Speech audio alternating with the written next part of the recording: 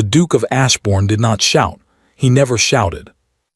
He stood in the middle of his own great hall, with 12 servants lined against the wall, and he looked at his wife the way a man looks at a stain on his boot. "You have eaten at my table for 6 months," he said. "You have worn my mother's dresses, and you have brought this house nothing." He reached into his coat. He took out a single coin. Then he crossed the floor, took her hand, turned it over and pressed the coin into her palm. "There is no free bread in this house," he said. "Go and find work." Nobody moved, nobody breathed. The Duchess of Ashbourne walked out of that hall with her back straight and her hand closed tight. She walked down the corridor. She reached the door of her own cold room, and only then did she open her fingers and look at what he had given her. She looked at the coin for a long moment. Then her knees went out from under her, because the face stamped into that silver was a face she had not seen since she was 10 years old. It was her grandfather. The fire in the east wing had not been lit for 11 days. Verity knew because she had counted. She counted a great many things now. 11 days without a fire, 4 candles left in her drawer, 6 months since her wedding day, 9 days since her husband had last spoken to her, and that had only been 2 words, and the 2 words had been moved aside. She was awake before the house that morning, as she always was. She had learned that if she wanted hot water, she had to go down to the kitchen and carry it up herself, and she had learned it was easier to do that before the servants came down, so that nobody had to decide whether to help her. That was the strange thing about Ashbourne Hall. The servants were not cruel to her. They were something worse. They were careful. They stepped around her the way people step around bad news. She was halfway up the back stairs with the jug in both arms when Mr. Crail found her. The steward was a tall, dry man of 50, with a soft voice and a way of appearing in doorways. He watched her climb 3 more steps before he spoke. "His Grace wants you," he said, "in the hall now." Verity kept hold of the jug. "May I put this down first?" "I would not," said Mr. Crail. "He has had a letter." And he smiled a little when he said it. She did not understand that smile then. Later, she would think about it for a very long time. The great hall of Ashbourne Hall was the coldest room in the house, and the grandest. Black and white stone floor. A ceiling so high that voices came back to you a half-second late. 9 generations of Ashbourne men looking down from the walls in gold frames, all of them with the same long jaw, and none of them smiling. Her husband stood in the middle of it with a letter in his hand. Julian, Duke of Ashbourne, was 30 years old and looked older. He was not an ugly man. That was the cruel part. He had a fine, cold, handsome face, and when she had first seen it in a church 6 months ago, she had thought, well, perhaps this could be something. Perhaps a marriage arranged by 2 dead fathers could still turn into a life. She had thought that for about 4 hours, until the wedding supper when he had put down his glass, looked at her and said, "Understand me. I did not want this. I will not pretend otherwise." And then he had gone to London for a month. Now he stood in the hall and the servants were already there, all of them. Mrs. Pike the housekeeper, the cook, the footmen, the girls from the scullery who could not have been more than 14, 12 of them lined up along the wall like a jury. Verity stopped in the doorway with the jug still in her arms.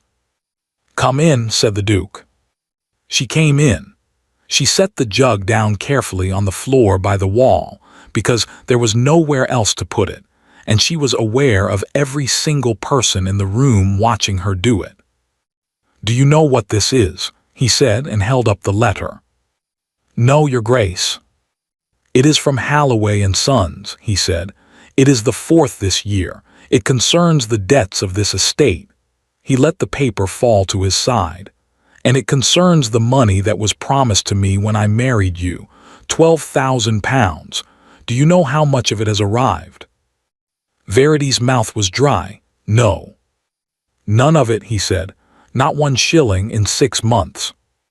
I have written to my uncle 4 times. I am sure you have. He does not answer me, she said. He never answered my mother either. I have no way to make a man answer a letter. Something moved across the Duke's face then. Not doubt. Something more like impatience, as though she had said her line wrong in a play he had already read. Let me tell you what I believe, he said. I believe there is no money. I believe there never was. I believe your family found a titled fool with debts and no time, and I believe they dressed you up and sent you here, and I believe they have been laughing about it in whatever hole they crawled out of ever since.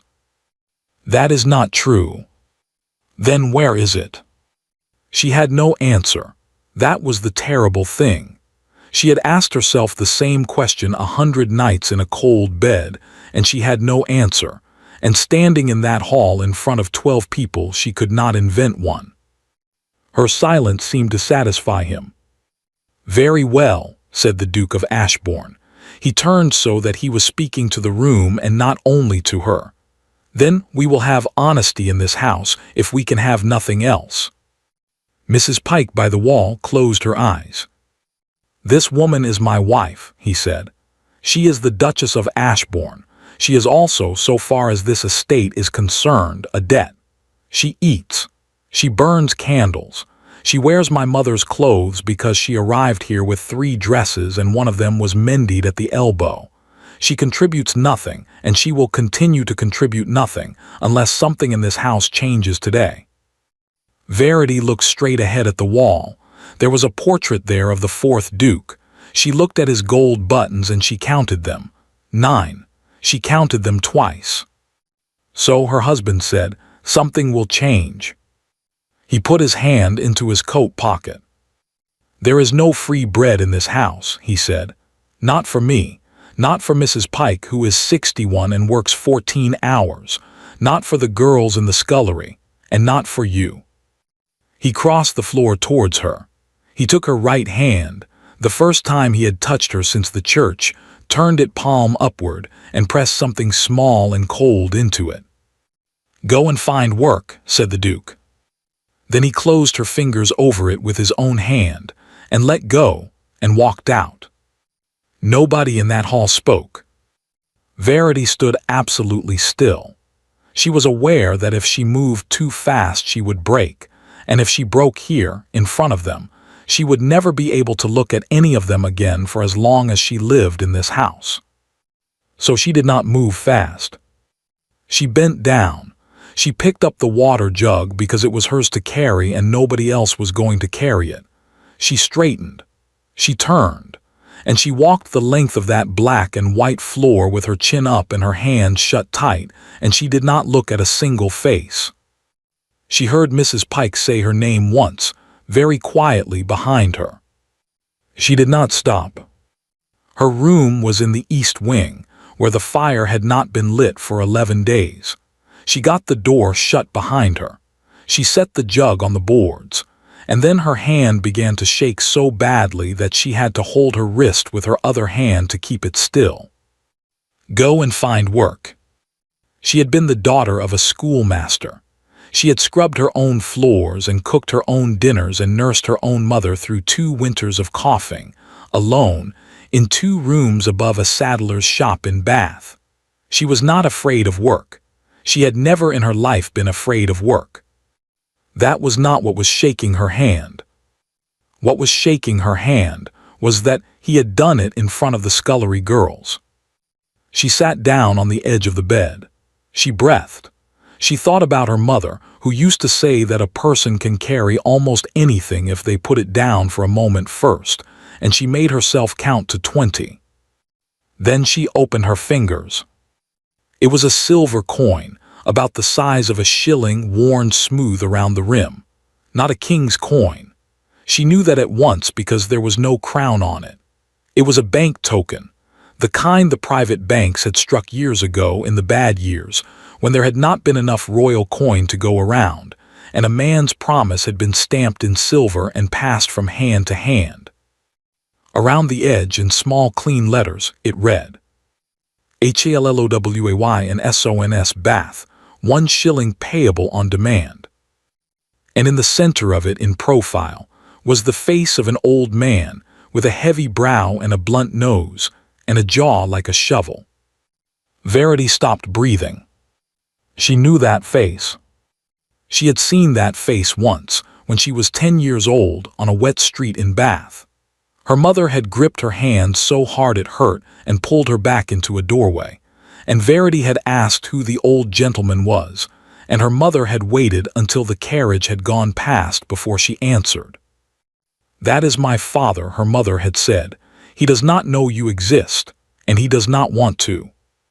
The coin fell out of Verity's hand and rang on the floorboards, and rolled and lay flat. She was on her knees before she knew she had moved. Her surname was Halloway. She had never thought anything of it. Halloway was a common enough name. There were Halloways in every town in the West Country, and her mother had married a poor schoolmaster and been cut off for it, and had died in 2 rooms above a saddler's shop with nothing to leave but a wedding ring and a name. Verity picked the coin up off the floor with both hands. Halloway and Sons, Bath. "It is from Halloway and Sons," her husband had said an hour ago in the great hall holding a letter. "It is the 4th this year. It concerns the debts of this estate." Verity sat back on her heels in a cold room with the coin in her palm, and one thought going through her, over and over, like a bell. Her husband had just thrown a shilling at her and told her to go and earn her bread. And the man whose face was on that shilling was the man who owned every debt in this house. She did not tell anyone. That was the first decision, and she made it sitting on the floor of a cold room with the coin still in her hand, and she made it for a reason that had nothing to do with cleverness. She made it because she was ashamed. If she walked back into that great hall and said the man on this coin is my grandfather, there was only one thing that could happen. Her husband would look at her with that long, tired, patient face, and he would say, "Then write to him. Ask him for the £12,000 you owe me." And she would have to stand there and explain that she could not, that the old man on the silver did not know her name, that her mother had written to him for 19 years and he had never once written back, that the last letter had gone out 4 days before her mother died, and no answer had ever come, and Verity had walked to the post office in the rain every day for 2 months to check. She would have to stand in front of 12 servants and say out loud, "I have a rich grandfather, and he threw us away like kitchen scraps, and he would not cross the road to spit on me." She would rather scrub the floors. So she wrapped the coin in a handkerchief, and she put the handkerchief in the toe of her second-best shoe, and she put the shoe at the back of the wardrobe. And then she went down to the kitchen, because it was 9 o'clock and there was work. Mrs. Pike found her at the scullery sink an hour later, with her sleeves rolled to the elbow. The housekeeper stood in the doorway for a moment and said nothing at all. She was 61 years old, wide and short, with gray hair pulled back so tight it made her eyebrows look surprised. She had been at Ashbourne Hall since she was 15. She had known the Duke since he was a boy in a nightshirt, and she had opinions about that morning which she would have died before speaking aloud. "Your Grace," she said at last, "that is Annie's work." "Annie is 14, said Verity, "and there are 91 plates." "There are 91 plates every day." "Then there is enough for both of us." Mrs. Pike came in and shut the door behind her, which was not a thing housekeepers did. She stood by the sink with her hands folded in front of her. "He should not have done that," she said quietly. "In front of the girls, he should not have done that." Verity did not look up from the water. If she looked up she was going to cry, and she had decided, quite firmly, that she was not going to cry in a scullery. "Mrs. Pike," she said, "may I ask you a question about the house?" "You may ask." "Where does the money come from?" The housekeeper's hands went still. "The wages," Verity said. "The coal, the flour. When you buy a sack of flour in the village, where does the money come from? From the estate. The estate has no money. He said so himself in the hall in front of everyone. He said this house is drowning. Verity set the plate down. So where does the coal come from, Mrs. Pike? There was a long pause. Somewhere above them a door closed. Come with me, said Mrs. Pike. The steward's room was on the ground floor at the back, a narrow office with a barred window and a smell of ink and damp paper. Mr. Crail was not in it. He rode out to the tenant farms every Tuesday morning and did not come back before 2. Mrs. Pike went to the cupboard and took down a Japan tin box and set it on the desk and opened it. Household money, she said. It comes to me the first Monday of every month, and I sign for it and I spend it, and I write down every farthing in that book there. £55. It has been £55 since before you came. Verity looked into the box. There were notes in it and a canvas purse, and the purse was open. She reached in and took out a handful of coin, and let it fall through her fingers back into the tin, slowly, one piece at a time, and with every piece the sound in the room got a little louder in her ears. Shillings, sixpences, half-crowns, some of them king's coin, worn and ordinary. And among them, again and again and again, the smooth silver tokens with the heavy brow and the blunt nose and the jaw like a shovel. She counted 11 of them before she stopped counting. Mrs. Pike, she said, her voice came out strange. Where does the £55 come from? From the bank. Which bank? The one in Bath, said Mrs. Pike. The one that holds the mortgages, Halloway's. Verity put her hand flat on the desk. The estate borrows it, the housekeeper went on, not seeing her face because she was tidying the notes back into the tin. It has borrowed it for years. Since before the old Duke died, he was fond of horses and fonder of cards. God forgive him, and he left it in estate. Every quarter Mr. Crail sends the accounts to Bath, and every quarter Bath sends the money, and every quarter the debt gets bigger. She shut the lid. The bank owns the West Farms. The bank owns the timber. Mr. Crail says that if Halloway's ever calls it in, we are all of us out on the road by Michaelmas. And that is why nobody in this house says the word Halloway out loud where His Grace can hear it. Verity heard herself ask very calmly, and what is the family called? The family that owns the bank. Mrs. Pike gave her an odd look. Halloway, Your Grace, she said. That is why it is called Halloway's. I mean the man. Is there a man? There is. Mrs. Pike frowned, thinking. Old Josiah Halloway started with nothing, they say, a clerk's son. My sister's husband banks with them at Bath, and he says the old man still came into the counting house every day at 70-odd and knew every account by name. She picked up the tin. Hard man, they say, but an honest one, which is more than you can say for most of them. Verity stood in the steward's office and understood two things at the same time, and they did not fit together, and the not fitting made her feel as though the floor had tilted. The first thing was that her husband had thrown her grandfather's money at her that morning and told her to go and earn her bread. The second thing was that her grandfather had been sending money into this house every single month for years, into the house where his granddaughter was sleeping in a room with no fire and eating at a table where nobody spoke to her and being called a debt in front of the scullery maids. He had been paying for her candles, and he had never once come to see her. She went back to her room and she sat down, and she thought about it until the light went out of the window.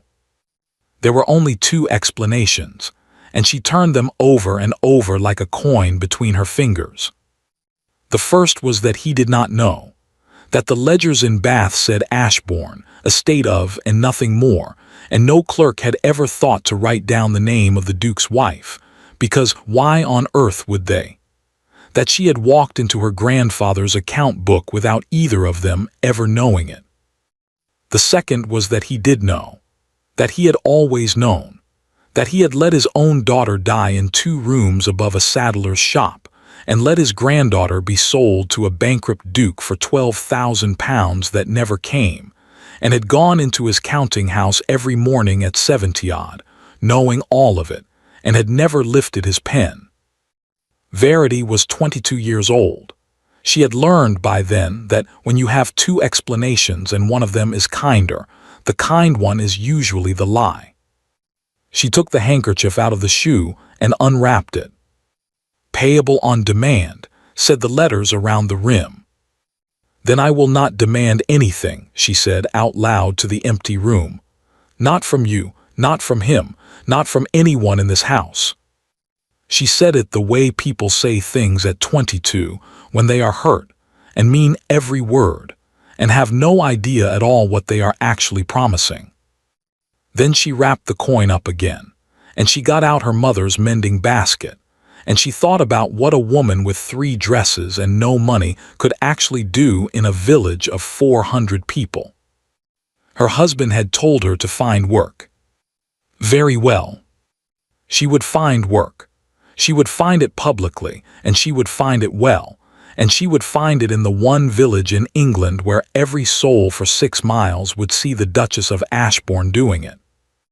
Downstairs, in the room with the barred window, Mr. Crail came back from the farms at 4 o'clock instead of 2.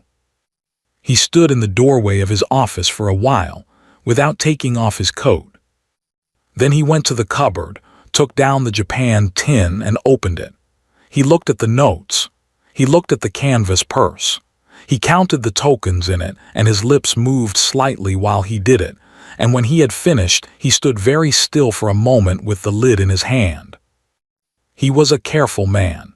He had been careful for 11 years, and careful men notice when a thing has been touched. He put the tin back on the shelf. Then he sat down at his desk and took out a fresh sheet of paper, and dipped his pen and wrote at the top in his small, neat hand. "Sir, I write on a private matter concerning the Duchess." The village of Ashbourne Cross had 1 street, 400 souls, a church with a leaning tower, and a shop belonging to a widow named Sarah Braid who took in sewing. Verity walked down into it on Thursday morning, with her mother's mending basket on her arm. It was 3 miles. Nobody offered her the carriage, and she did not ask, and by the time she reached the bottom of the hill, the hem of her dress was 6 inches deep in mud. She stopped at the horse trough by the churchyard wall and looked at herself in the water and put her hair straight with her fingers. Then she went into the shop and asked Mrs. Braid for work. The widow was 50, sharp-faced, with a mouth full of pins. She took the pins out of her mouth one at a time and set them down on the counter, all 6 of them in a row, and only then did she speak. "You're the Duchess." "I am." "The Duchess of Ashbourne." "Yes." "And you've come into my shop," said Mrs. Braid slowly, "to ask me for sewing work, at 2 shillings the week." "Is it 2 shillings? I did not know. That is more than I hoped." Mrs. Braid stared at her for a long moment. "Sit down there," she said, "and hem that. And if it's bad work I'll say so, and you can go back up the hill." Verity sat down on the stool by the window and hemmed the sheet. She had been hemming sheets since she was 7 years old, in 2 rooms above a saddler's shop, for a mother who could not see well enough to do it herself by the end. She did it now with her head down and her stitches small and even, 11 to the inch, and she did not stop until it was finished. Mrs. Braid took it to the light and turned it over and ran her thumb along the seam. She did not say anything for quite a while. 2 shillings the week, she said at last, and you don't sit in the window, you sit in the back. I'm not having the whole street come in here to gawp at you like a bear in a fair. The whole street came in anyway. By Friday, 3 women had come to buy thread they did not need. By Saturday it was 11, and one of them had walked from Nethercombe, which was 5 miles, and had bought a paper of pins and stood looking at the back room door for 4 full minutes before Mrs. Braid asked her whether she was buying anything else. By the following Wednesday, everyone from Ashbourne Cross to the Bath Road knew that the Duke of Ashbourne had put his wife out to work for 2 shillings a week. And that was when the thing happened that Verity had not planned, and could not have planned, and which changed everything that came after. The village did not laugh at her. The village got angry at him. She did not understand it at first. She had expected mockery, she was braced for it, she had made herself ready for it on the walk down. What she got instead was a farmer's wife pressing a twist of paper into her hand at the churchyard gate with 4 eggs in it, saying, "For your walk home, my lady, it's a long way up that hill." What she got was the blacksmith stepping out into the road on the second Friday and walking beside her, without a word, for the whole first mile, because the light was going and a woman should not walk that road alone at dusk, and then touching his hat and going back. What she got was the schoolmaster, a nervous young man named Ellis, who stopped her outside the church and said that he had 31 children and no assistant and could not pay a penny, and had heard that she could read Latin, and would she, no, of course not, forgive him. It was an impertinent thing to ask a duchess. "Tuesdays and Thursdays," said Verity, "after the shop 4 o'clock." Mr. Ellis stood in the road with his hat in his hands, and could not think of a single thing to say. She was happier than she had been in 6 months. That was the strange, shameful, wonderful truth of it, and she turned it over on the walk up the hill every evening. She had a stool and a basket and 31 children who called her Miss, because nobody had told them how to address a duchess, and she had not corrected them. She had somewhere to be. She had 2 shillings a week, and she kept it in a tin, and at the end of the 3rd week there was 6 shillings in the tin, and she took it out and counted it on the bed and laughed out loud, alone, in a room with no fire. 6 shillings. She had been given £12,000 on paper and had never seen a farthing of it. 6 shillings that she had made with her own hands was worth more than all of it. And in the village, in the shop, in the schoolroom, she learned things. She learned them the way you learn things in a place with one street, slowly, sideways, and completely. She learned that the West farms had been sold in everything but name, and that the men who worked them now paid their rent to an agent who came from Bath twice a year. She learned that the timber on the North Ridge had been marked and counted by strangers 2 summers ago, and that everyone knew what that meant.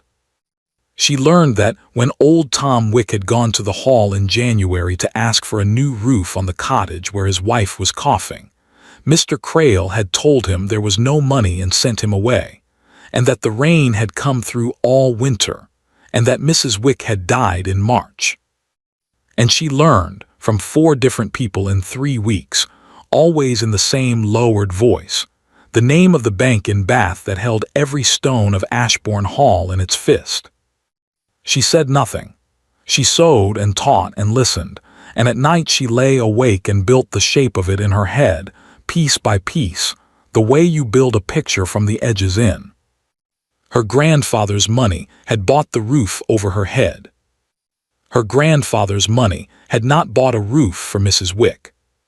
She did not yet know what she was going to do about that, but she had stopped feeling ashamed somewhere in the 3rd week and started feeling something else, and the something else was steadier and colder and much more useful. The Duke came down to the village on the last Friday in October. He had not intended to. He had ridden out to the Bath Road on business and came back through the cross because the lane was flooded, and he was passing the church when he saw a crowd of children in the yard and a woman among them. He pulled up his horse. She had a boy of about 6 by the hand, and she was walking him back and forth along the wall, and the boy was reading aloud off a slate, very slowly, the way children do when the words are still separate things. Verity's head was bent. She was listening with her whole body, the way you listen to someone who might stop. The boy got to the end of the line and stopped and looked up at her. And Verity laughed properly, out loud, delighted, and crouched down in the mud in her good gray dress and said something to him, and the boy's face lit up like a window. The Duke of Ashbourne sat on his horse in the lane and looked at his wife. He had seen her in 6 months, perhaps 40 times, across a table, in a corridor, standing in his great hall with a water jug at her feet and 12 servants watching. He had a very clear idea of what his wife was: a silence, a grievance, a debt with a face. He had never once seen her laugh. Something went through him then that he did not have a name for and did not want. It sat under his ribs, wrong-shaped and heavy, and it stayed there while the children ran past his horse and out of the gate, and it was still there when Verity straightened up and turned and saw him. She did not curtsy. She stood in the churchyard with a slate in her hand and looked at him, and he found, to his own considerable annoyance, that he was the one who had to think of something to say. "You are teaching," he said. "Yes." "In a public churchyard?" "Yes." "Do you know," said the Duke, "that there is not a house in this county where they are not talking about it?" "I know," said Verity. "You told me to find work. Would you like me to stop?" And that was the moment. That was the exact moment, and she saw it happen. She saw him open his mouth to say yes, and she saw him not say it, and she saw him look away up the lane instead with his jaw set hard. "No," he said. Then he turned the horse and rode up the hill and did not look back, and got home in 20 minutes when it should have taken 40. She walked back that evening in the last of the light, and stopped at the shop to leave the finished work, and Mrs. Braid was standing at the counter with the Bath newspaper spread out flat in front of her. "There you are," the widow said without looking up. "Something in here about that bank of theirs, the one that has its hooks in the hall. My sister writes she'd not sleep easy with her money in there now, with the old man gone." Verity stopped in the doorway. "With him gone?" "Died," said Mrs. Braid. She turned the paper round and put her finger on the column. 6 weeks back, it says, in his own counting house at his desk at 74 years of age. There's the notice. Verity crossed the shop. She had to hold the edge of the counter. The paragraph was 4 lines long. "Died on the 14th September at Queen Square, Bath, Josiah Halloway, Esquire, founder of the banking house of Halloway and Sons. He was in his 75th year. He is survived by no issue. The disposal of his estate, which is considerable, will be read at Bath on the 3rd December. He is survived by no issue." Verity read it 3 times. 6 weeks. He had been dead for 6 weeks. He had died at his desk on the 14th of September, and on the 14th of September she had been in the scullery at Ashbourne Hall washing 91 plates, and on the 15th she had carried her own water up the back stairs, and nobody had told her, and there had been no reason on earth why anybody should. She had spent 3 weeks deciding, with great firmness, that she would never ask that man for anything as long as she lived. She had not once considered that the door might close from the other side first. "My lady," said Mrs. Braid, "you've gone white as the sheet. Sit down, girl." But Verity was already out in the street, walking in the dark up the hill, with her hand pressed flat against her mouth, so that nobody in Ashbourne Cross would hear the sound she was making. The letter Mr. Crail had written on the day the tin box was touched went to Bath, to the offices of Halloway and Sons, addressed to the senior partner. It was a very careful letter. Careful men write careful letters. It said that as steward of the Ashbourne estate he wished to confirm, for his own records, the name of the guarantor upon the marriage settlement of March last, there having been some small confusion in the copying. It was not really a question about a name. It was a man putting his hand on a door to feel whether there was a fire behind it. The reply came back 11 days later, in a clerk's copperplate, over the signature of Mr. Abel Finch. "Sir, in reply to yours of the 4th. This house has no record of any guarantor upon the settlement in question. The sums were advanced directly by the late Mr. Halloway from his private account and were remitted quarterly to the Ashbourne estate through your office, against your own receipt. 3 payments of £1,000 have been made. I enclose copies of the receipts which bear your signature. I am further instructed to inform you that following Mr. Halloway's death the whole of his private accounts must be brought into the general audit before the reading on the 3rd December, and that a representative of this house will attend at Ashbourne to examine the estate books in the last week of November. Mr. Crail read the letter twice. Then he sat quite still in the room with the barred window for about a quarter of an hour, not moving at all, the way a man sits when the ground he has been standing on for 11 years turns out to be a lid. Verity came to see him on the Tuesday about a roof. She had 6 shillings in a tin and a list in her hand, and she had spent 2 evenings making the list, and she was rather proud of it. Tom Wick's cottage, £11 for slate and labour. The schoolroom window, £2. The bridge on the Mill Lane, which was down to 1 plank and which 31 children crossed twice a day, £9. £22. She had worked out that if the household money were £55 a month, and if the fires in the east wing stayed unlit, and if she did the mending herself instead of sending it out, there might be a way to find £22 over a winter. She knocked on the steward's door and went in and put the list on his desk. "Mr. Crail," she said, "I should like to talk to you about the estate's expenses." He looked up at her. And Verity, who had spent 6 months in a house where every person was careful around her, saw something in the steward's face that she had never seen there before. He was afraid of her. It only lasted a moment. He got up and smiled and pulled out a chair, and the fear went back down under the dry, soft, ordinary surface of him like a fish under ice. But she had seen it, and she sat down in the chair he offered with her heart going hard and fast, and she thought, why? £22, said Mr. Crail, reading her list, for tenants' repairs. Over the winter, perhaps in 3 parts.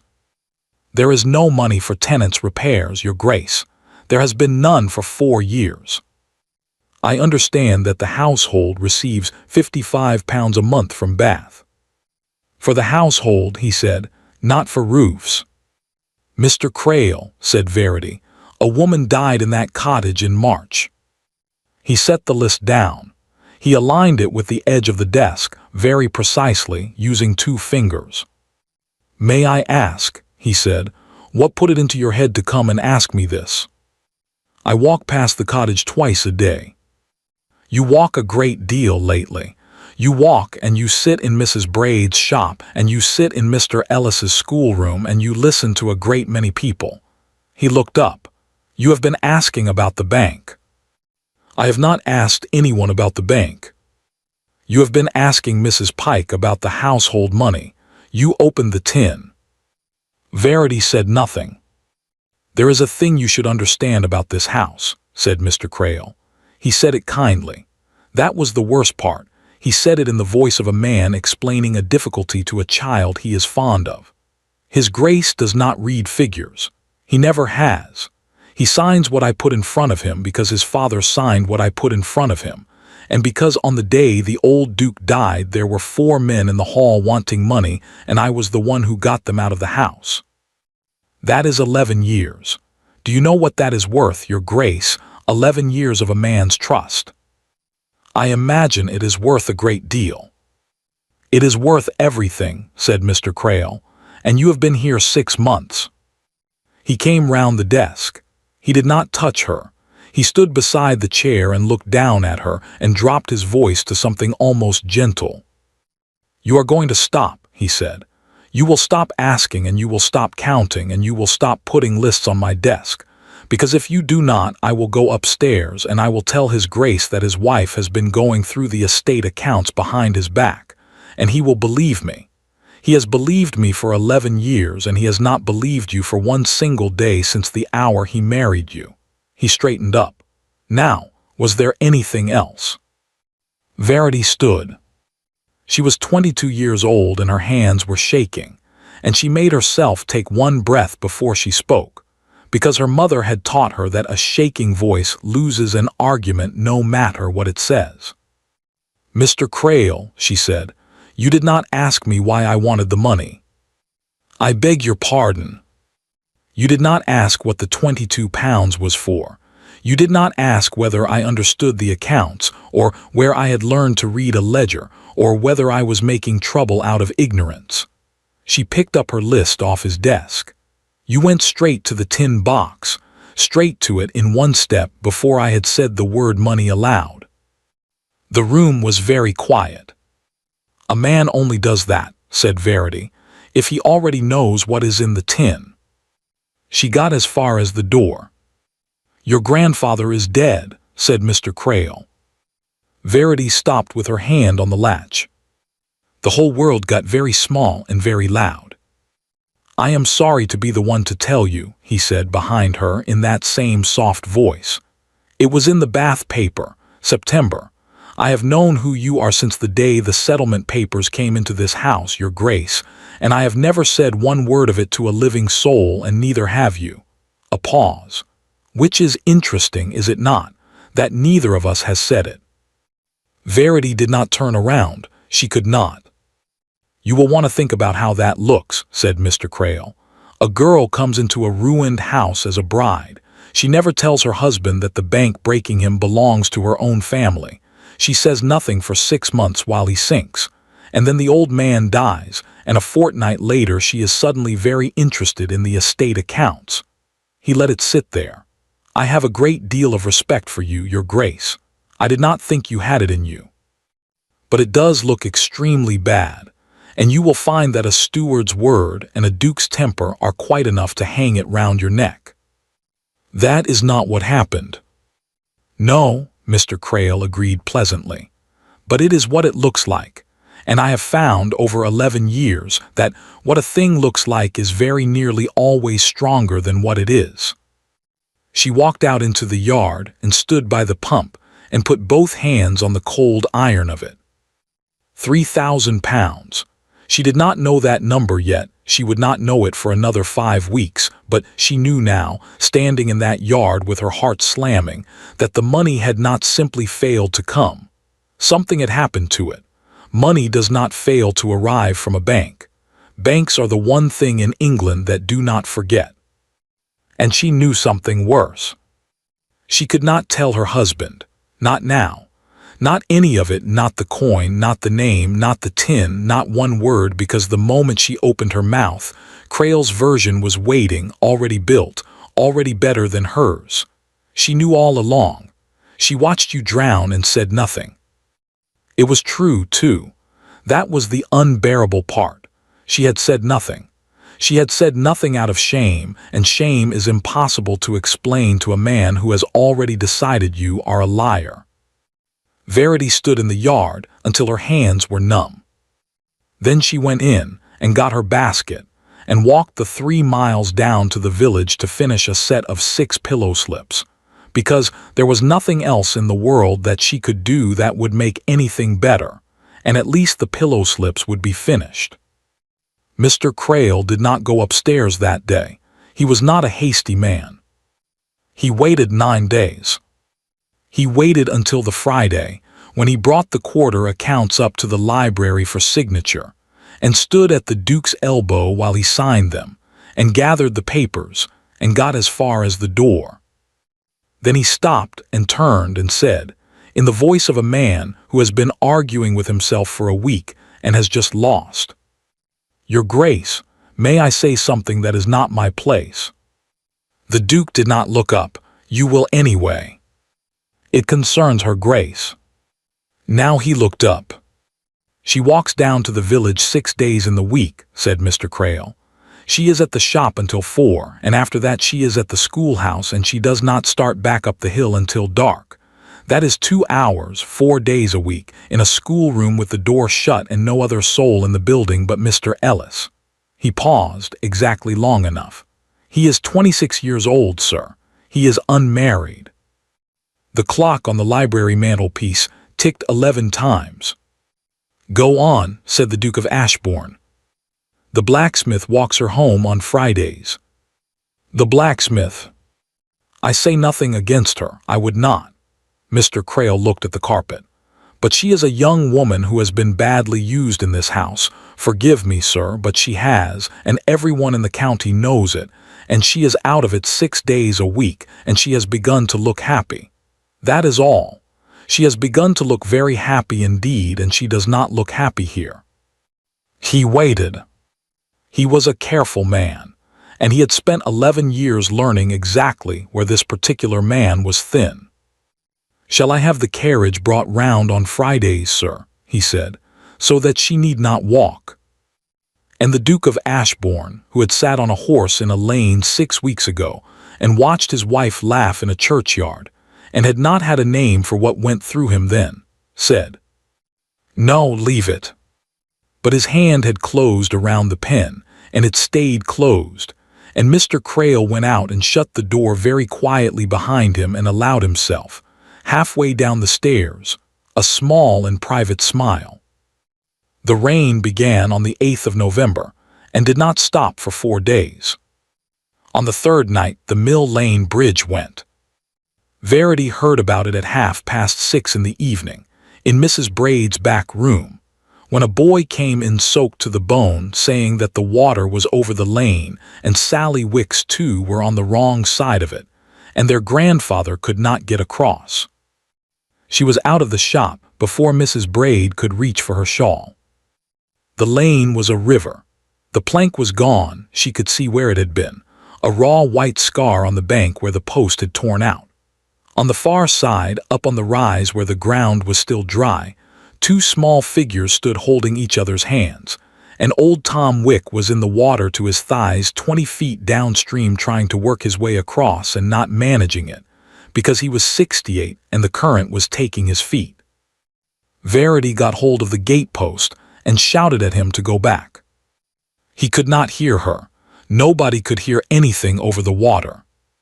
She was pulling off her shawl and looking for the shallow place when a horse came down the lane behind her at a speed no sane man would use in that weather, and the Duke of Ashbourne came off it before it had stopped.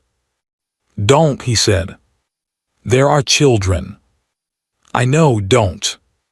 He had a coil of rope off his saddle, and he was already tying it round the gate post. He did it fast and badly, and she saw his hands were shaking. She took the end out of his hands and did it again properly, the way a saddler's neighbor learns to do things, and he watched her do it and did not say a word. Then he went into the water. It took him 4 minutes to cross 40 feet. She stood on the bank holding the rope slack with both arms braced round the post, and she watched her husband go down twice and come back up twice, and she found that she was praying out loud in a flat, furious voice, and that most of it was not really praying. He got Tom Wick to the bank first. Then he went back for the children, one under each arm, and he came out of that water gray-faced and could not stand up, and sat down hard in the mud of the lane with the 2 of them still clinging on, and did not let go of either. Verity got down in the mud beside him and put her shawl round the smaller child and heard herself say, "You fool." The Duke of Ashbourne looked at her, and he laughed, once cracked half a breath, the shocked laugh of a man who has not laughed in a very long time. £9, he said. What? The bridge. He wiped the rain off his face with the back of his hand, and it did no good at all. Crail gave me your list, not to act on it, to show me what you were doing. He was still holding the children. £9. I have not had £9 of my own since I was 24 years old, and I did not want to look at a piece of paper that told me a bridge was going to kill somebody, so I put it in a drawer. Verity did not say anything. Say it, he said. No. Say it, you have earned it. I am not going to say it, said Verity, because there are 2 children here and they are cold and you are bleeding, and it can be said perfectly well tomorrow. They put the Wicks in the Hall's own dry rooms that night, which had not happened in living memory, and Mrs. Pike lit fires in 3 grates without asking anybody's permission, and dared the world to comment. At 11 o'clock Verity came down for hot water and found the Duke in the kitchen, alone in a dry shirt, with his hand wrapped badly in a cloth. She looked at the wrapping. Then she got the basin and the brandy and sat down opposite him and held out her hand for his without saying anything, and after a moment he gave it to her. It was a long tear across the palm from the rope. "This will hurt," she said. "Yes." She cleaned it. He did not make a sound. The kitchen ticked and settled around them, and somewhere upstairs a child was crying and being hushed. "Where did you learn that knot?" he said. "Bath, we lived over a saddler's." "Wait. My mother and I." "And your father?" "He died when I was 6. He was a schoolmaster." She turned his hand to get at the deep part.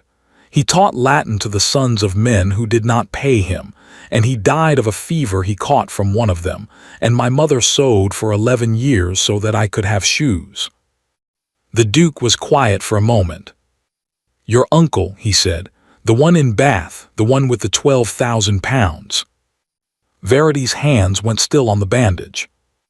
"I have never met my uncle," she said. "What?" "I have never met him. I have never met any of them." She started winding again, carefully, not looking up.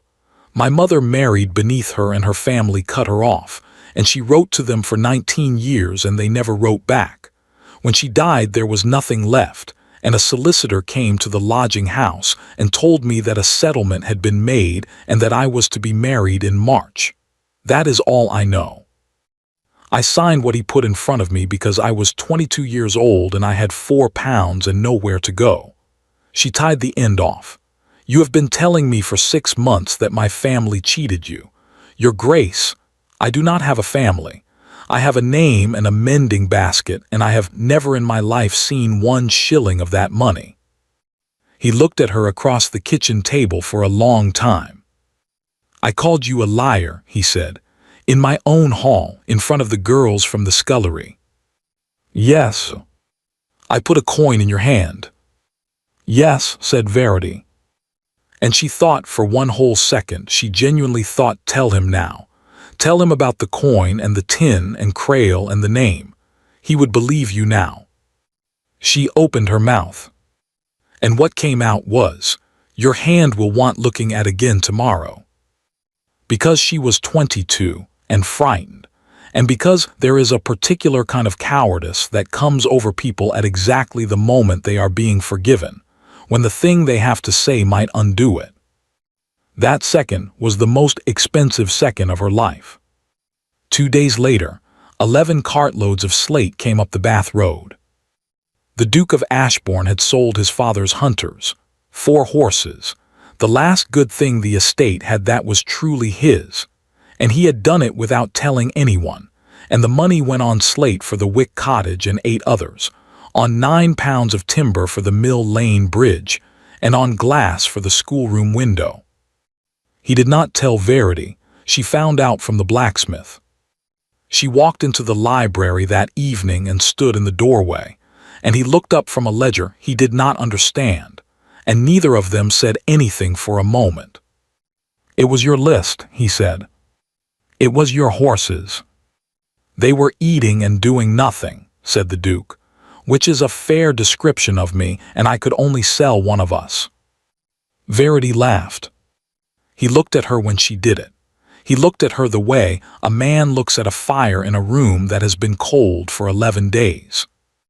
"Verity," he said. It was the first time he had ever used her name.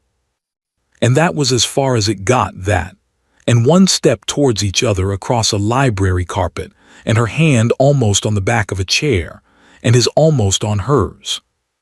Because at that exact moment, on the floor above, Mr. Crail was standing in the middle of the Duchess of Ashbourne's bedroom with a candle in his hand.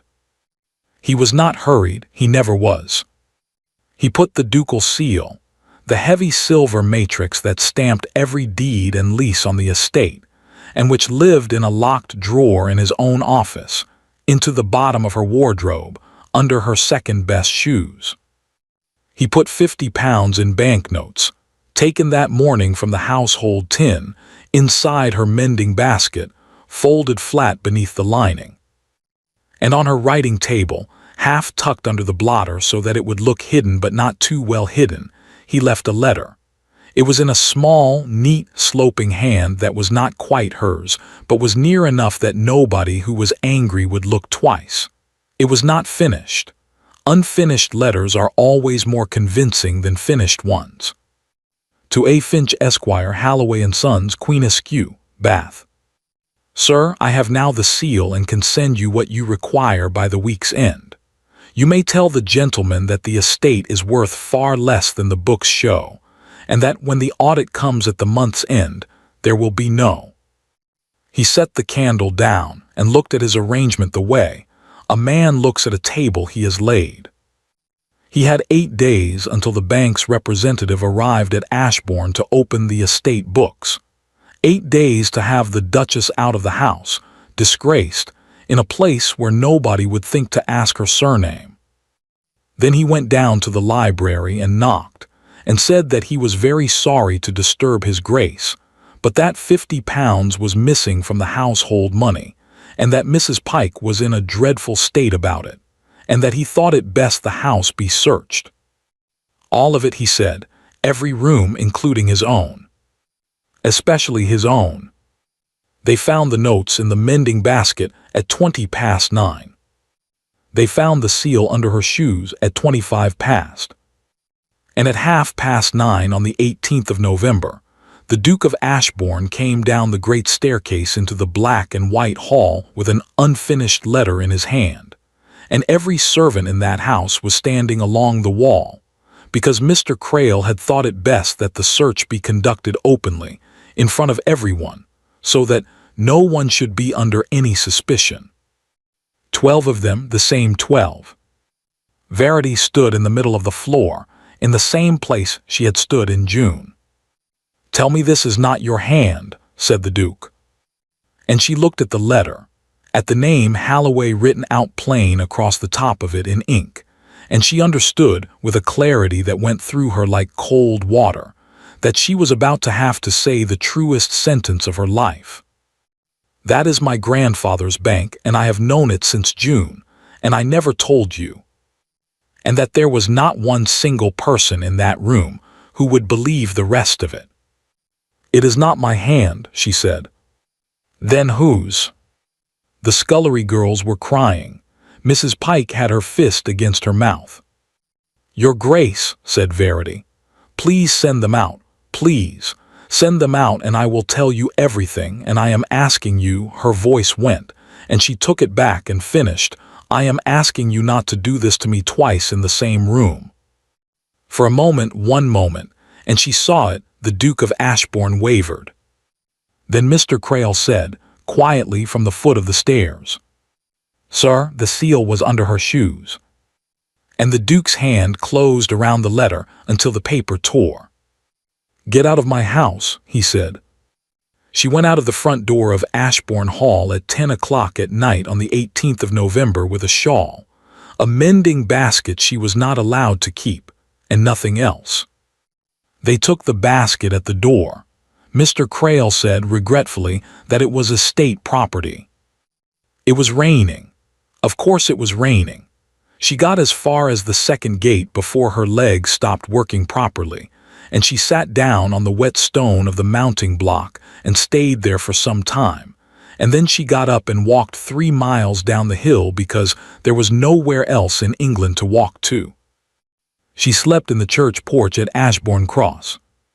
Mrs. Braid found her there at 6 in the morning, took one look, said nothing at all, and brought her inside and put her in the bed in the back room and sat on the end of it until she stopped shaking.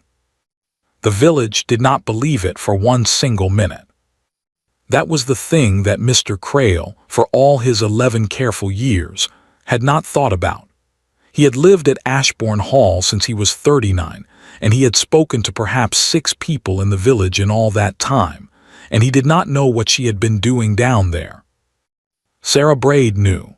Sarah Braid had watched a duchess hem sheets at 11 stitches to the inch for 2 shillings a week and had never once heard her complain. The blacksmith knew. He had walked her home on Fridays because the road was dark. Tom Wick knew, and his 2 grandchildren knew, and Mr. Ellis knew, and 31 children knew who called her Miss. And by noon on the 19th of November there were 40 people standing in the rain outside Mrs. Braid's shop, and by 2 o'clock there was a paper going round with 106 names on it, and 11 of them were crosses, because 11 of the people who signed it could not write. They took it up to the hall. The Duke of Ashbourne did not see them. Mr. Crail received the paper at the door and said that His Grace was not at home, and read it, and folded it, and put it in his pocket. Then he went into his office and shut the door, and stood for a while with his hands flat on the desk. He had 6 days. He rode to the magistrate that same afternoon. Sir Bertram Hale was 71, deaf in one ear, and had been a friend of the old Duke's. He did not like new things, and he did not like being disturbed at his dinner, and he liked steward's business least of all. But theft of £50 in banknotes and theft of a ducal seal, sworn to on information by a steward of 11 years' standing, with a letter in evidence and 2 witnesses to the search, that was not steward's business. That was felony. £50, said Sir Bertram. That's a hanging figure, Crail. Nobody wishes for hanging, Sir Bertram. They never do, then it's transportation. He wrote slowly with a bad pen. 14 years. She'll be 40 when she sees England again, and she won't. He looked up. Does Ashbourne know you've come to me? Mr. Crail, who had told the Duke that the matter would be handled privately and quietly and within the house, said, His Grace wishes the law to take its course. They came for her at Mrs. Braid's shop at 8 o'clock on the morning of the 20th. The blacksmith stood in the doorway and would not move, and it took 3 men to move him. Mrs. Braid hit a constable with a yardstick. Mr. Ellis went down to the assize town on foot, 12 miles, to swear to her character, and was told at the door by a clerk that the word of a village schoolmaster on £22 a year was not evidence of anything, and to go home. Verity was taken to the county jail at Wells and put in a stone room 8 feet by 6 with a high barred window, and the door was shut, and the bolt went across. She had one thing in the world. She had a silver token wrapped in a handkerchief, because it had been in the toe of her second-best shoe, and when Mr. Crail had lifted those shoes to put the seal underneath them, he had not thought to look inside. At Ashbourne Hall, the Duke of Ashbourne had not spoken to anybody in 2 days. He sat in the library with the fire out and the ledgers he could not read stacked in front of him, and he thought, over and over, in a loop that would not break. £9. I have not had £9 of my own since I was 24. I did not want to look at a piece of paper that told me a bridge was going to kill somebody, so I put it in a drawer. You fool. He had said her name once in that room 4 days ago. Mr. Crail came in on the evening of the 22nd with a decanter and a proposal. Sir, he said, there is the audit. Let them come. They will come on the 28th, and they will find the estate cannot meet the quarter, and Halloway's will call in the whole. That is 900 acres, the timber, the home farm in this house. He set the glass down at the Duke's elbow. There are 211 people on this land, sir. The Wicks, the Braids, the school. The Duke said nothing. Lady Amelia Vance, said Mr. Crail, is at Farley until Christmas. No. Her husband left her £80,000 and no children, and she has asked after you twice this year, and she is a handsome woman of 34 with a great deal of sense. Mr. Crail let that sit. And your Grace's marriage, forgive me, is over in every way but the paper. There are grounds now. Felony. There is not a court in England that would not grant it. Get out. I will get out, said Mr. Crail, and I will come back on Thursday, and you will still have 211 people and no money, and I will still be the only man in this house who is trying to save them." He went to the door. "She stood in that hall," said the Duke to the dead fire, "and asked me to send the servants out, and I did not." "Sir," said Mr. Crail gently, "you were deceived. It is not a crime to be deceived. It is only a crime to go on being deceived after you have seen the evidence." He shut the door. Lady Amelia Vance came to Ashbourne Hall on the 25th of November, with 2 carriages, a maid, and a great many opinions about the state of the drawing-room. She was not a wicked woman. That was almost the worst of it. She was brisk and clever, and she looked at the accounts on the second morning and understood them in 20 minutes, which was 19 minutes faster than the Duke ever had. She said the West Farm should never have been let go. She said the household was being robbed and had been for years, and she said it lightly, over breakfast, the way one says a thing that is obvious, and Mr. Crail poured the coffee and did not spill a drop. On the 26th of November, the Duke of Ashbourne asked her to marry him when the courts had done their work, and she accepted him, and neither of them pretended it was anything other than what it was. That night he went up to the east wing, to a room with no fire in it, and stood in the doorway for a long while. There was nothing in it, they had cleared it. A bed, a wardrobe, a writing table, a cold grate. He went to the wardrobe and opened it, and there was nothing there but a pair of shoes with the heels worn down on the outside edges, from walking 3 miles down a hill and 3 miles back up it, 6 days in the week, for 11 weeks. The Duke of Ashbourne sat down on the floor of that room with his wife's shoes in his hands, and stayed there until the light came. The jail at Wells was very cold and very loud. There were 41 women in that yard, and Verity was the only one who had come in wearing good gray wool, which lasted about 4 hours before somebody took the shawl off her back, and after that she was the same as the rest. She learned things there too. She learned that a woman called Bet had been taken for a loaf of bread and had a child of 2 at home. She learned that the assize would sit in January and that nobody was tried before then. She learned that of the last 11 women transported out of that county, 2 had come back. She did not cry. She had done all of that in the church porch, and there did not seem to be any more of it. She sat with her back against the stone, and she took the token out of the handkerchief and turned it over and over in her fingers. And she looked at the heavy brow and the blunt nose and the jaw like a shovel. And she said, in her head, to a dead man she had met once in the rain when she was 10 years old, "Well, here we both are." On the 1st of December, the turnkey came and said there was a woman to see her. Mrs. Pike had traveled 12 miles on the outside of a carrier's cart in December, at 61 years of age, and had paid the turnkey 4 shillings of her own money, and she stood in that stone room with her bonnet dripping and her hands full. "Now you listen to me," she said, before Verity could say anything at all. "I have been at that house 46 years. 46. I was 15. And there is not one soul alive who knows the back of it better than me, and I know that the seal lives in a locked drawer in that man's office and has done since the old Duke died, and I know that no woman on this earth walks up 3 flights to steal a thing and leaves it under her own shoes." Mrs. Pike. "So I went in there," said Mrs. Pike. "Sunday night. He was at church, which he never misses, and I do not care what happens to me now, and I took the poker to his cupboard." She put a bundle down on the stone bench.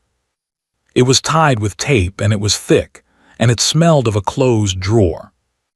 "There is a box in there," she said. "Japanned, like the household tin, but smaller, and it does not open. And in the bottom of it, under the ledgers, was this. And I could not read all of it because my eyes are not what they were, but I could read who they are for." Verity picked up the bundle. 7 letters. 7 letters still sealed. Not one of them opened. The wax was dark red, and each seal was the same. a fat blunt oval with the letters JH pressed into it, and every one of the 7 was addressed in the same hand. An old man's hand, heavy, slow, pressing too hard, the sort of writing done by someone who learned it late and never quite forgave it. Her Grace the Duchess of Ashbourne, Ashbourne Hall, by hand, private. The dates went from the 12th of April to the 12th of September. The 12th of September was 2 days before he died. Verity sat down on the floor of a cell in the county jail at Wells with 7 letters in her lap and Mrs. Pike's hand on her shoulder, and she broke the first seal with her thumb, and it cracked like a small bone.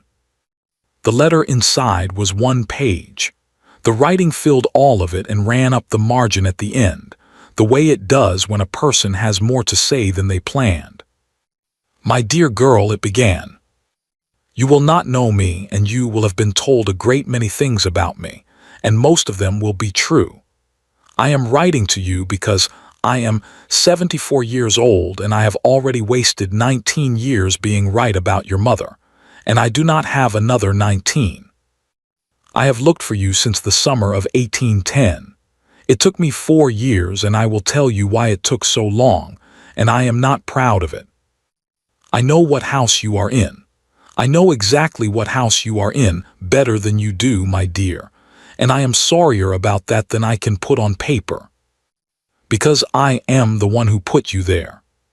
She read the second letter that night, by the light that came through the bars from the yard lamp, holding the page up at an angle to catch it.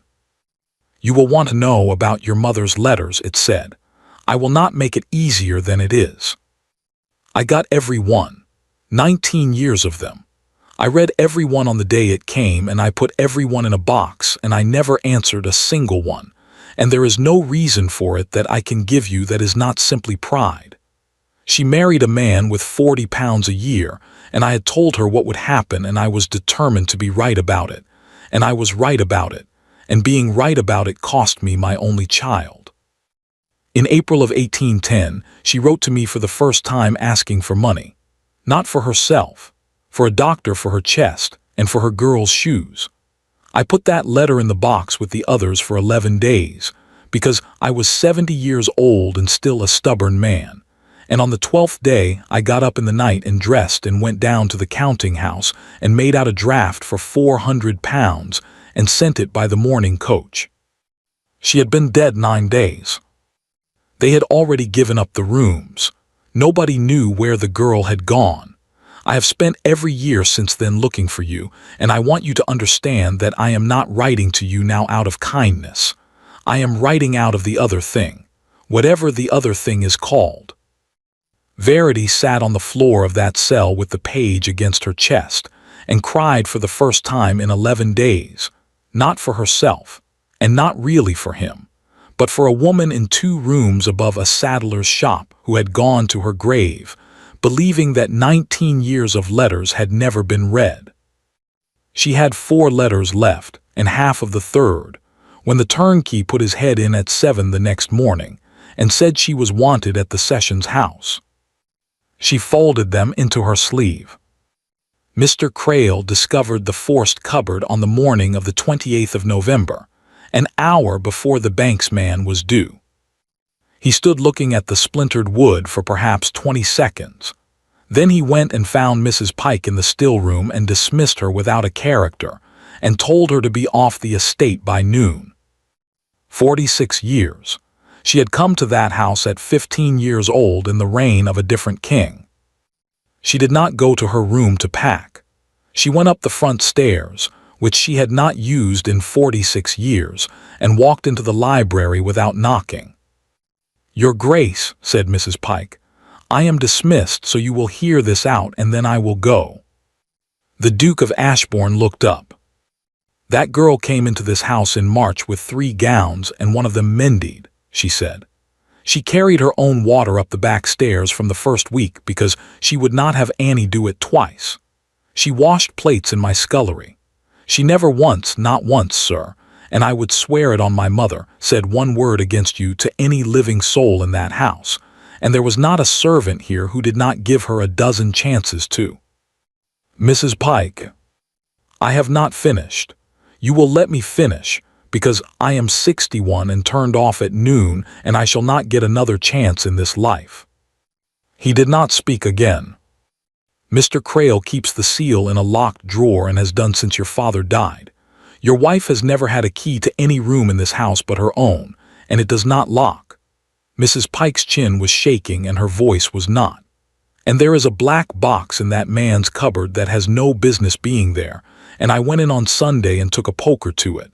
And that is what I am dismissed for, and not for anything else, and you may ask him yourself if you have the stomach." She got to the door. "She hemmed sheets for 2 shillings a week because you told her to," she said. "And she never let one child in that village hear her say a bad word about you. You go and ask them. Go and ask them what she said about you." The library door closed. The Duke of Ashbourne sat for a count of about 10. Then he got up and went down the back stairs 2 at a time, and put his boot through the panel of Mr. Crail's office door. The Japan box came open on the 4th blow with the poker. There were 2 ledgers in it. The first was the estate book he had been signing for 11 years. The second was the same, in the same hand, with different figures, and the difference was not small, and it was not clever, and once he was looking at it, the Duke of Ashbourne, who did not read figures, could read it perfectly well. Under the ledgers were 3 receipts. Received of Halloway and Sons, Bath, on account of the marriage settlement of Her Grace the Duchess of Ashbourne, the sum of £1,000, dated the 25th of March. Signed, J. Crail, Steward. The same for June. The same for September. The Duke sat down on the floor of the steward's office, among the splinters of the door. £3,000. It had come. It had come on time every quarter into this house, and had gone into a man's pocket, and while it was going into a man's pocket, he had stood in his own great hall in front of 12 servants and called his wife a thief and a fraud and put a shilling in her hand and told her to go and find work. She had said, "I have never seen 1 shilling of that money." And it had been true. Every word of it had been true, and there was a receipt in his hand proving it, and she had never known there was anything to prove. He was very quiet for a long time. Then he did the first genuinely intelligent thing he had done in 11 years. He put the ledgers and the receipts inside his coat, walked upstairs, and said nothing whatsoever to Mr. Crail. He said nothing at dinner. He said nothing when the bank's man was announced and the steward met him at the door and explained smoothly that his Grace was indisposed and the books were not in a state to be shown. He said nothing all the next day. He let the man go on pouring the coffee. He told Lady Amelia Vance on the evening of the 1st of December, in the drawing-room, standing up, because he did not think he had the right to sit down. He told her all of it, the haul in June, the coin, the list in the drawer, the bridge, the search, the seal under the shoes, the 3 receipts in his coat. And then he told her what he intended to do about it, which was to go into the Sessions House at Wells the following morning and say every word of it aloud, in front of a magistrate, a clerk, and whoever else happened to be in the room. Lady Amelia was quiet for a moment. "You understand what that costs you," she said. "Yes." "Oh, I do not think you do, so I shall say it plainly, because you are not good with figures and I am." She counted it off. "You will stand up in a public court and say that your steward has robbed you for 11 years and that you never noticed. Every man who holds a note of yours will hear it by Friday. Halloway's will call in the whole of it inside a month, because no bank on earth lends to a house that cannot count. You will lose the land, the timber, and this house. You will be the joke of 3 counties. And you will still be married to a woman who has every reason on God's earth never to speak to you again, so you cannot even do it in the hope of being forgiven." "Yes," said the Duke of Ashbourne, "that is a fair account." "And if you say nothing," said Amelia, "she goes to New South Wales in January and you marry me in the spring, and the tenants keep their roofs, and in 5 years nobody remembers her name. Yes. So I am going to Wells in the morning, he said. Amelia Vance looked at him for a long moment. Then she stood up and rang the bell and told the footman to have her carriages ready at 7, and turned back with her hands folded. I'm not going to marry you, she said, but I shall tell you something, Ashbourne, because I am 34 years old and I was married once to a man who would not have done this for anybody. She picked up her gloves. 3 weeks ago you were a man I was prepared to buy. This morning you were not worth £80,000 to me. Tonight I find I would have taken you for nothing, and it is a great pity, because you are quite obviously in love with your wife. She was gone by 7:30. She left on the hall table the name and direction of her own attorney and a note that said only, "He is expensive and he is worth it. The bill comes to me. A.V." The Sessions House at Wells was full on the 2nd of December, because the whole county had heard about the Duchess of Ashbourne by then, and because Mrs. Braid had hired a wagon and brought 11 people from the village in it. Verity was brought up from below in the same gray wool she had been arrested in, 11 days dirtier. She had 4 letters and a half in her sleeve and a silver token in her closed hand. She saw her husband standing at the front and did not know what it meant. Sir Bertram Hale opened the business and asked whether the prosecutor was present, and the Duke of Ashbourne said that he was. "Then let us get on," said Sir Bertram. "You say she took £50 and the seal?" "No, sir." The clerk stopped writing. "I say that my steward, Josiah Crail, took £50 from the household money and the seal from his own locked drawer, and put them in my wife's room, and wrote a letter in a hand not hers, and swore an information before you on the 20th of November which he knew to be false." The Duke's voice was perfectly level and carried to the back of the room. "And I say that he has robbed the Ashbourne estate for 11 years, and that I signed everything he put in front of me and never once read it, and that the whole of it happened because I am an idle and incurious man who did not choose to know what was being done in his own house." There was a noise in the room like a wave going out. "Have you anything beyond your word?" said Sir Bertram. "I have his second ledger in his hand, and I have 3 receipts signed by him for £3,000 paid over by Halloway's Bank to this estate on account of my wife's marriage settlement. Money my wife was accused before her own servants of never having brought me, and money she never saw, and money I have called her a liar over since March." He laid them on the table. "I would like the whole of it read out, sir, aloud, all 3.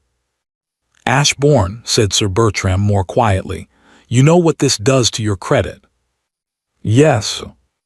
"There is no undoing it once it is said in this room." "Sir Bertram," said the Duke of Ashbourne, "I put a shilling in that woman's hand in front of 12 servants and told her to go and find work. She went and found it. She hemmed sheets in a village shop for 2 shillings a week and taught 31 children their letters for nothing and never said one word against me, and I threw her out of my house in the rain on a letter a thief wrote." He looked up. "Read it aloud, sir. She was accused out loud. She will be cleared out loud or it is worth nothing." They read all 3 receipts. It took 4 minutes, and it was the longest 4 minutes of his life. The charge was dismissed at 11 minutes past 10. A warrant was sworn for Josiah Crail before 11, and he was taken at Ashbourne Hall at 4 that afternoon, in his office, packing, with £240 sewn into a coat lining. Verity came out of the Sessions House into the cold white light of the 2nd of December, and stood at the top of the steps, and there were about 60 people in the yard, and 11 of them were from a village 3 miles down a hill, and Mrs. Braid was crying and pretending she was not. Her husband came out behind her and stopped a good 6 feet away. "I'm not going to ask you for anything," he said. "I have nothing to ask with. I want you to know that the whole of it is said and cannot be taken back, and that there is a room at Mrs. Braid's and money for it, and Lady Amelia's attorney is engaged and paid for, and none of it puts you under any obligation to me of any kind whatsoever." Verity looked at him. He was thinner. His hand was still bandaged badly by somebody who was not her. "You sold your father's horses for a bridge," she said. "Yes. And you have just sold everything else for 4 minutes of reading out loud." "Yes." "Why?" The Duke of Ashbourne opened his mouth, and then did not say the thing he was going to say, and said instead, simply, "Because it was true, and you were owed it, and there was nobody else left to say it." Verity stood on the steps of the Sessions House with 4 unopened letters in her sleeve and did not answer him. She could not. There was too much in the way, 11 days of stone floor, and a hall with 12 servants in it, and a second in a kitchen when she should have spoken and had not. She was still standing there when a carriage came into the yard. An elderly gentleman got down from it. He was small and neat and very tired-looking, in a black coat and a gray stock, and he had a leather case under his arm, and the look of a man who had been in 3 counties in 5 days. He came up the steps and stopped in front of her and took off his hat. "Forgive me," he said. "I was at Ashbourne Hall on Wednesday and they would not admit me, and I have been to Bath and back since, and I am not certain I have the right person, so I must ask it plainly." He hesitated. "Am I addressing Verity Ann Halloway, daughter of Margaret Halloway of Bath?" Behind her, she heard her husband say, very quietly, "What?" "My name is Abel Finch," said the old man. "I am senior partner of Halloway and Sons. Madam, we have been looking for you for 12 years, and the will is read tomorrow morning, and I have a coach outside." The coach went through the night to Bath. Mr. Finch had brought a second one because the Duke of Ashbourne had been summoned too, not as a husband, and not as a guest, but as the principal debtor of the estate of Josiah Halloway, whose obligations were to be read out and settled in the morning. He was required to attend. It was on a printed form. So they traveled 12 hours in separate carriages, 4 lengths apart, and did not speak, and Verity read the rest of her letters by the light of a swinging lamp. The third told her he had found her in April of 1814, through a saddler in Bath, who remembered the schoolmaster's widow upstairs. The fourth told her that when he learned what house she was in, he had gone through Ashbourne's paper the way he went through everything, and had bought up the whole of it quietly over 11 weeks, every note, every mortgage, the timber, the West Farms, all of it, and that he had done it in the first instance so that if the young man turned out to be a brute, he could break him in an afternoon. The fifth said that he had been ill in June and had not been able to travel. The sixth said that he had been ill again in July, and that he was writing to her every month regardless because it did not signify whether she was answering. He had learned that much about letters at last. The seventh was dated the 12th of September, and it was not sealed with wax like the others. It was sewn at the fold with black thread, and across the front, in that heavy pressing hand, it said, "Not to be opened by her, to be read aloud by Finch at the reading, in the hearing of whoever is in the room." Verity turned it over twice, and did not open it, and held it in both hands for the last 40 miles. The counting house of Halloway and Sons stood on the north side of Queen Square, 3 stories of dark stone, with a green door and a brass plate worn nearly smooth. The room upstairs had a long table in it. There were 11 people around that table by 10 o'clock, clerks, 2 attorneys, a physician who had attended the old man, and at the far end, a stout gentleman of about 50 in a very good coat, who had arrived at 9:30 and had already asked twice how long the business was expected to take. His name was Wilfred Halloway. He was Josiah's brother's son, junior partner of the house, and for 11 years the man who opened the private correspondence. He got to his feet when Verity came in and looked at her, and his face did something complicated. "Good God," he said, "they found you." "Mr. Halloway," said Verity, "I have written to you 4 times since March." "Have you? There is a great deal of post." "I asked you where the marriage settlement was. I asked you whether there was any family at all who would speak to me. I asked you, in September, whether you knew of anyone in Bath called Halloway who might be a relation of my mother's." She sat down. "You had a black-edged card on your hall table when the second of those letters arrived. My grandfather had been dead a fortnight. Now look here. You put a notice in the Bath paper," said Verity. "That said he is survived by no issue." The room had gone extremely quiet. "I want to understand it, that is all," she said, "because I have thought about you for 3 days in a stone room and I cannot make it come out to anything but the simple thing." She looked at him. "Was it just the money?" Wilfred Halloway sat down and did not answer, and in a way that was the answer, and Mr. Abel Finch, who had worked in that house for 40 years and had wondered about a number of things for the last 5 of them, made a small note on the paper in front of him. The Duke of Ashbourne stood by the door with his hat in his hands, and did not sit down at all. The will itself took 9 minutes and was very plain, because Josiah Halloway had drafted it himself and did not care for lawyers' language. The whole of his private fortune, £140,000 in the funds, the house at Queen Square, and his 4/5 share of the banking house of Halloway and Sons, went to my granddaughter, Verity Ann, only child of my only child Margaret, absolutely and without condition. To Wilfred Halloway, his salary, his 1/5 share, and a sentence that the clerk read out in a completely flat voice, and which was, in the opinion of everyone present, the worst thing in the document. To my nephew Wilfred I leave the business, which he understands, and nothing else, which he will understand also. And then at the end the schedule, 4 pages of it, every note, bond, mortgage, and encumbrance held by Josiah Halloway in his private capacity, and 3 of those 4 pages were Ashbourne.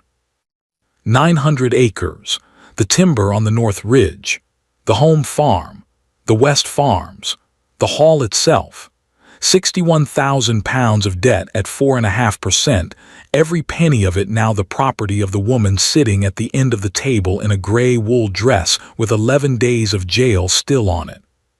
Somebody at the table made a small involuntary noise. The Duke of Ashbourne, by the door, closed his eyes for a moment, and then opened them again and went on standing. "There is a further paper," said Mr. Finch. "I am instructed to read it aloud." He cut the black thread with a penknife. "To be read at the reading, in the hearing of whoever is in the room, and I am sorry for it, because a good deal of this is not fit for company.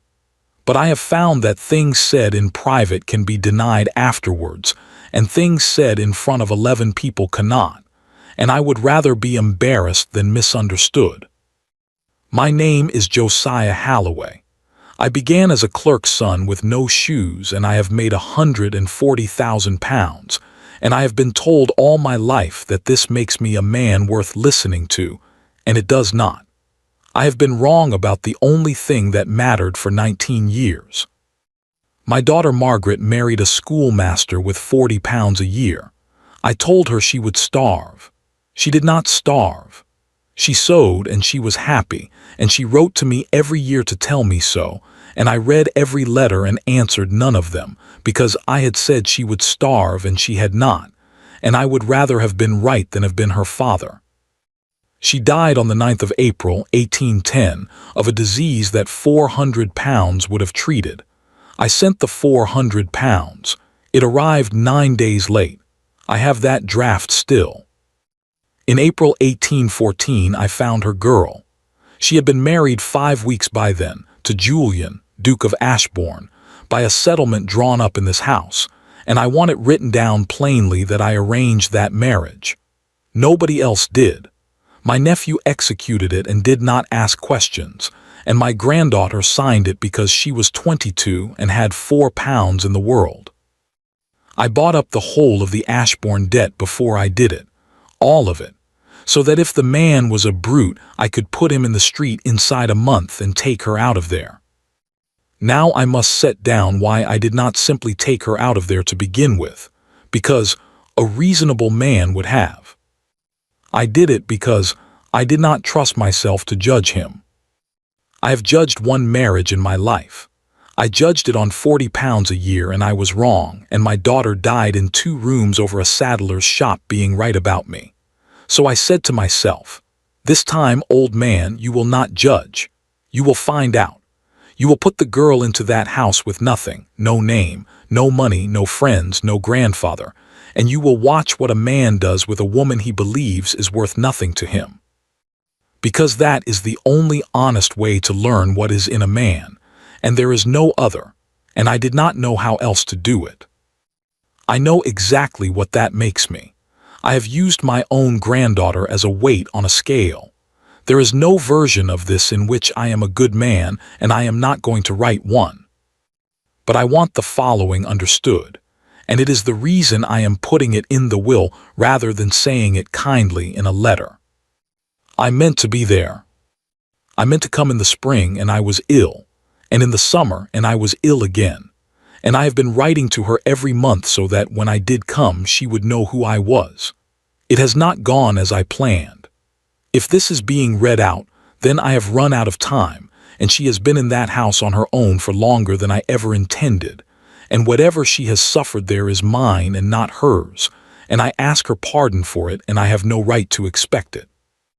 As to the Duke of Ashbourne, every note against that estate is now hers, and she may call in the whole of it on a morning's notice, and no court in England could stop her.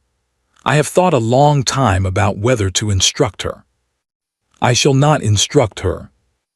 I had no right to judge her mother, and I have no right to judge him either, and I have learned, late, and at a price I would not wish on anybody, that a man who sits in a counting house adding up what people are worth is the very last man on earth who should be deciding who gets loved. So I leave it where it belongs. Verity, you have lived in that house. I have not. Whatever he has done and whatever he has not done, you are the only person alive who saw it, and you are therefore the only person alive with the right to weigh it. Do as you think fit. Ruin him or keep him, and I will not have a word to say about it from where I am. I would only ask you this: do not do it the way I did. Do not be right at somebody for 19 years. Your grandfather, Josiah Halloway. The room was very still. Mr. Finch set the pages down and took off his spectacles, and polished them for slightly longer than was necessary. Verity sat with her hands flat on the table and did not move for a long moment. Then she got up and walked the length of it, past 11 people, and stopped in front of her husband. You knew none of this, she said. No. On the steps at Wells, yesterday, you did not know one word of it. No. And in the Sessions House? No, said the Duke. Say the rest of it. He looked at her, and understood what she was asking for, and said it in front of the whole room, because that was the new price of things and he had discovered he could pay it. I believed you had brought me nothing, he said. I believed it in March, and I believed it in June, and I believed it on the 18th of November when I put you out of my house in the rain. I never once looked for a reason to think otherwise. I had a steward who told me you were worthless and a wife who did not argue with him, and I chose the version that let me go on being angry, because being angry was easier than reading a ledger. He stopped. There is no part of it I can explain away. That is all of it. And the 22nd of November, said Verity, the night you agreed to marry Lady Amelia Vance. The room did not breathe. I did that too, said the Duke of Ashbourne. Verity nodded slowly. Then she went back to the table and picked up the 4 pages of the schedule and held them. £61,000, 900 acres, every stone of a house with a black and white hall in it where she had stood twice in front of 12 servants. Mr. Finch, she said, if I call these in, what happens to the tenants? They would come to you with the land, your grace. Their leases stand. And if I do not call them in, then they remain as they are, which is to say, Finch chose his words, which is to say, at the discretion of a gentleman who has recently informed a magistrate that he cannot count. Yes, said Verity, that is what I thought. She turned to her husband. I am going to tell you what I want, she said, and you are not going to like all of it. I am not forgiving the debt, not 1 shilling of it.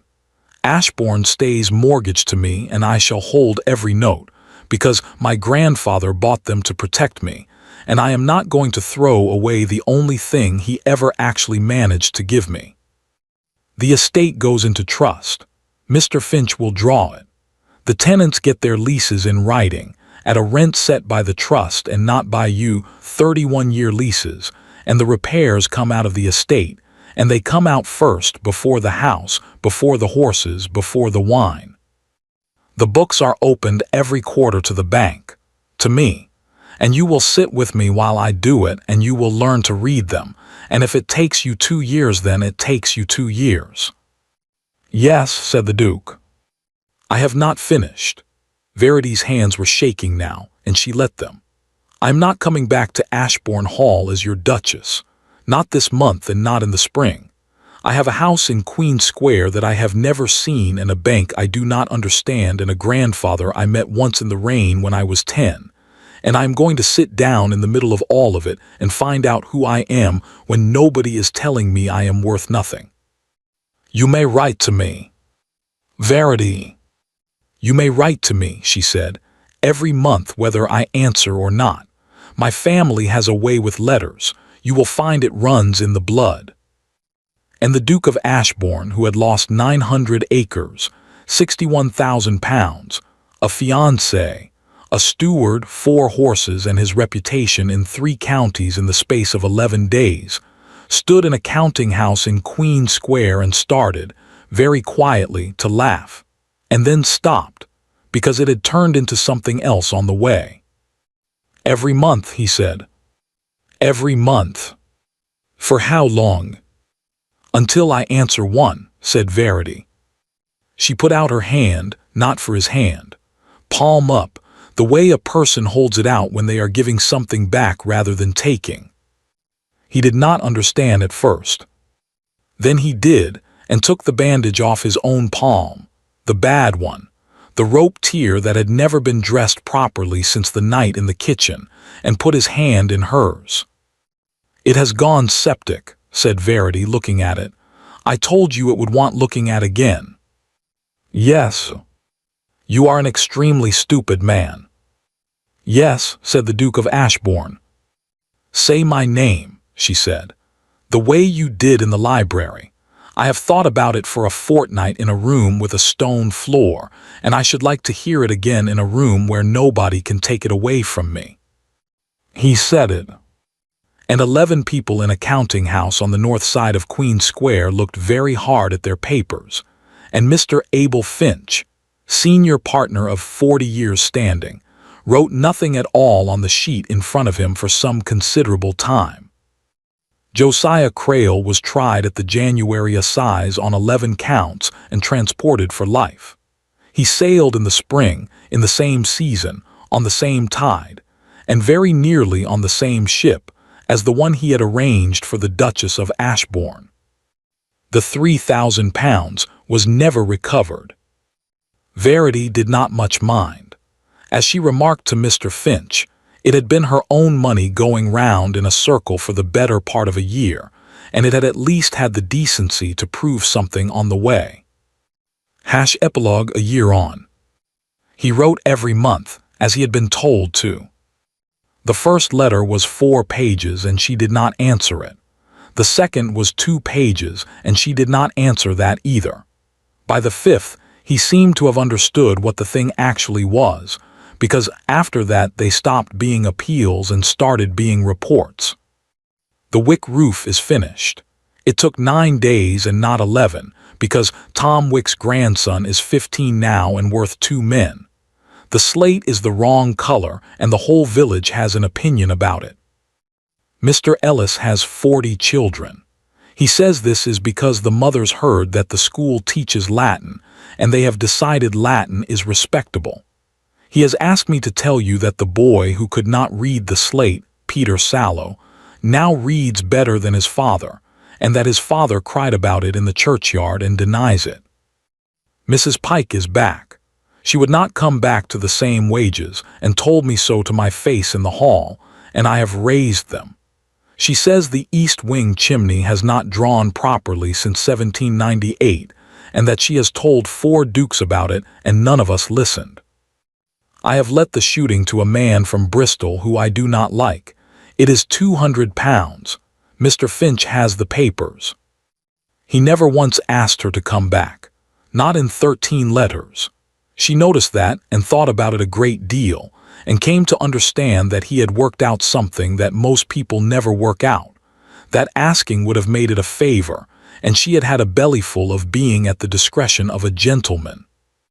The 13th letter in December had no letter in it at all. It was the quarter's accounts, 11 pages of them in his own hand, in columns, with the rents and the repairs and the timber and the trust's disbursements all set down, and the figures added at the foot of each page. On the last page at the bottom, under the total, he had written, "I did these myself. Finch has not seen them. There are 4 errors that I know of, and I have marked them, and I have not corrected them because I want you to see what they are. It has taken me a year to be this bad at it." Verity Halloway read it 3 times in a house on Queen Square, where she now knew every room. Then she sent for the carriage. She did not answer the letter in the end. She never did answer one. She simply arrived at Ashbourne Hall at 4 o'clock on the 23rd of December with 11 pages of accounts in her hand, and walked into the library and said, "2 of these are not errors. You have got the Michaelmas rents in the wrong column, but the arithmetic is sound. And if you tell me you did the arithmetic in your head, I shall not believe you." And the Duke of Ashbourne stood up so fast that he knocked over a chair. That was a year ago, near enough. The house has changed, and not in the way that houses in stories change. It has not been made grand again. The east wing is still shut, because it costs £11 a month to heat, and the money goes on other things. The trust does not permit vanity, and the trustee is not a sentimental woman. But the Mill Lane Bridge is stone now, with a rail on it, and there is a second schoolroom, and every tenant on 900 acres holds a 31-year lease with the repairs written into it in plain English.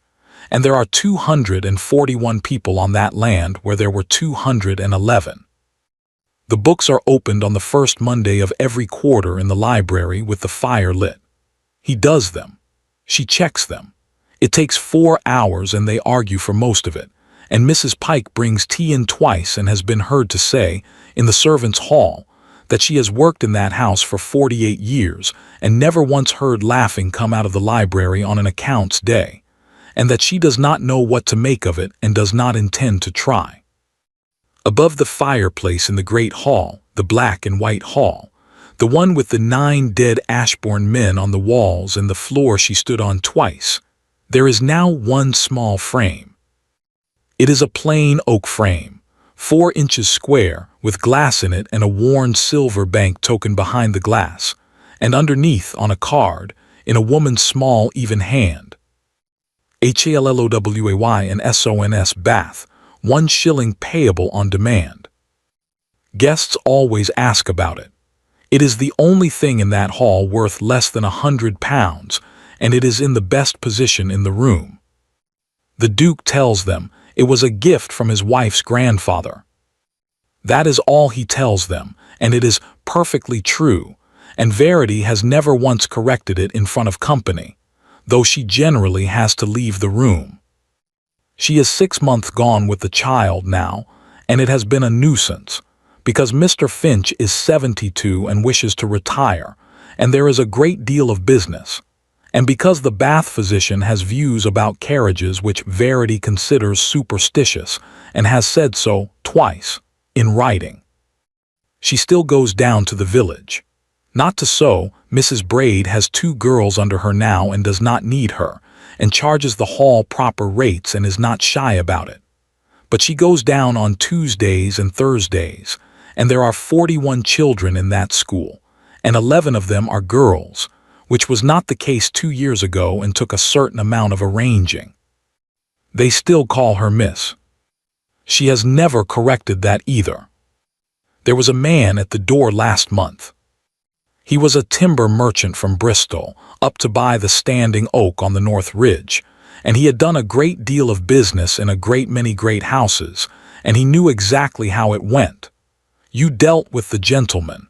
If the gentleman was out, you waited for the gentleman. It was not complicated. He was shown into the hall, and there was a woman in it in a plain dark dress with her sleeves turned back, kneeling on the floor by the hearth with a great chart of the ridge spread out flat in front of her, and a pencil in her mouth. He waited a moment for somebody to come. "You'll be Mr. Havard," said the woman without getting up. "Come and look at this." "I thank you, ma'am. I'm to see His Grace." "He's in the North Field until 5 and you'd be wasting your time. Come and look." The Duke of Ashbourne came in through the side passage 20 minutes later, in a coat that had been mended twice, and found a timber merchant from Bristol on his knees on the floor of the great hall with his hat off, and his best offer coming apart underneath him. "Your Grace," said the man, scrambling up, visibly relieved. "Your Grace, if I might, I've been trying to explain to this lady that the figure I've put on the North Ridge is a fair one, and I'd rather settle it with yourself." The Duke looked at the chart. He looked at the pencil marks on it, which were not his wife's careless ones but her working ones, the small hard ones she made when she had already decided something and was checking it a 4th time. He looked at his wife, who did not look up. "Mr. Havard," said the Duke of Ashbourne, "I own 900 acres, 4 horses, and every debt on this estate, and my wife owns the debt." "Sir, she is the one you need to ask," he said, "not me." And he took off his coat and got down on the floor of the black and white hall beside her and asked her what she had found. "Thank you for listening to the story all the way to the end. Please tell us which city you're watching from and what the story made you feel. Don't forget to subscribe so you won't miss new stories.